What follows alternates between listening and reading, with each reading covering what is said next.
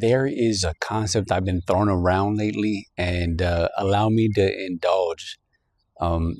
It's this idea of autofellatio, and so let me break it down.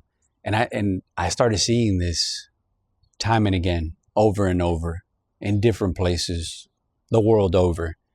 And I was wondering, like, where does this come from? Where does this fascination for indulging, overindulging in sort of the aesthetic, right?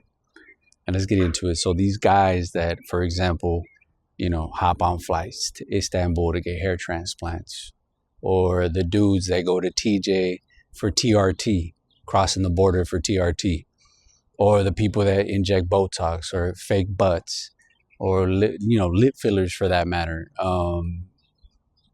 This obsession with wanting to look young and frankly not even beautiful in the long run. And it's not even just women. Plenty of dudes engage in sort of this autofellatio that I'm talking about here. The tattoos, just sort of this wanting to be pristine and clean and mint condition. And I'm here to tell you that is going out of style, and you're going to be severely disappointed if you go that route as a guy. Plenty of dudes I see all the time walking around a mirror and can't stand not to take advantage of the opportunity to go ahead and stare at themselves on the way past the mirror. It's freakish, this sort of addiction to how you look.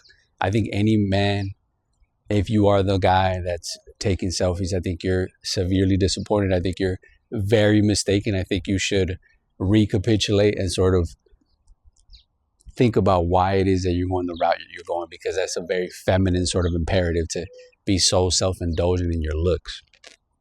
And look, and I'm here to tell you what is going to happen to these type of dudes that are so focused on these things, or what's about to come in return, right? Because we're going to have a massive overcorrection as a result of sort of like this pretty boy mint condition aesthetic that I think is kind of run its course, frankly. And I think the pirate, right, the archetype of like a rugged dude, these sort of like blue collars, sort of in the sun, sort of children of the earth, children of the sun, these kind of people are going to come back, right? They're going to come back and they're going to haunt us, right? They're going to come back, these dudes with wrinkles, with scars, sun-drenched, sun-kissed, right? These type of dudes, they're coming back in style, and there's no way to stop it, because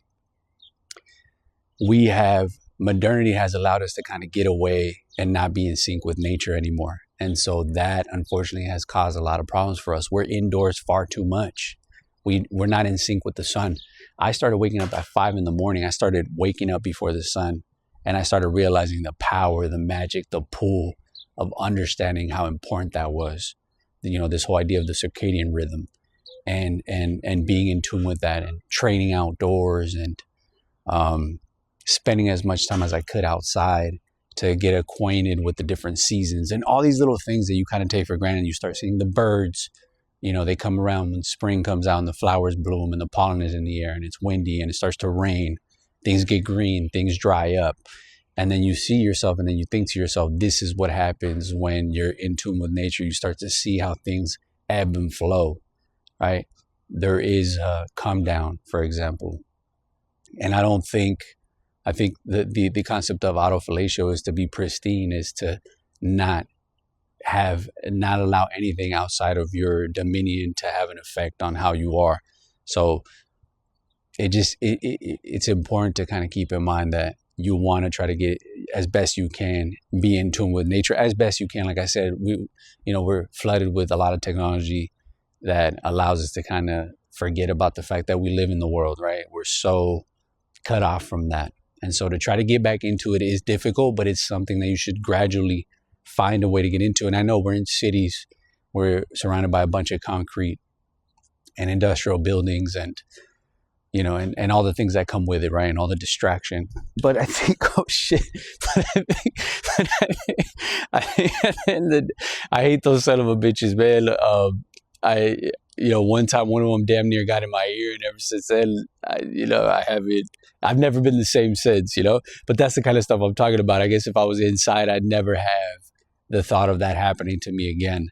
But nevertheless, all right, let's end with this. Nature rewards the courageous, and those that engage in autofellatio are going to be sorely mistaken. Do not be one of those people. See you in the next one.